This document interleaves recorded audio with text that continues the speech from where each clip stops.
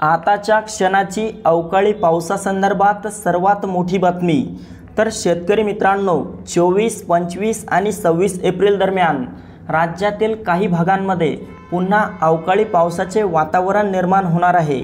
या दरम्यान राज्यातील 20 ते 25 जिल्ह्यांमध्ये पुन्हा एकदा अवकाळी स्वरूपाचा पाऊस होऊ शकतो, अशी माहिती नुकतीच भारतीय हवामान खात्याने दिली आहे। तर मित्रांनो, जाणून घेऊयात हा पाऊस राज्यातील नेमक्या कोणकोणत्या भागांमध्ये होणार आहे याविषयी।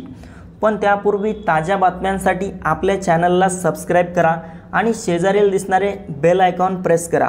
मित्रांनो, सर्वाधिक पावसाचा जोर 24, 25, 26 एप्रिल दरम्यान मध्य महाराष्ट्रातील भागांना असणार आहे।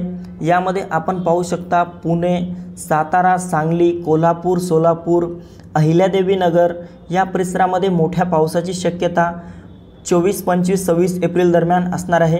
त्यासोबतच मराठवाड्यात देखील छत्रपती संभाजीनगर, जालना, हिंगोली, परभणी, नांदेड, बीड, लातूर, धाराशिवच्या सर्वत्र परिसरामध्ये ढगाळ हवामान आणि काही भागात हलक्या स्वरूपाचा पाऊस भाग बदलत झालेला बघायला मिळेल।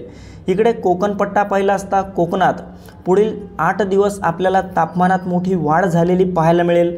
मोठ्या पावसाची शक्यता असणार नाही, मात्र ढगाळ वातावरण काही भागात यात देखील निर्माण होऊ शकते।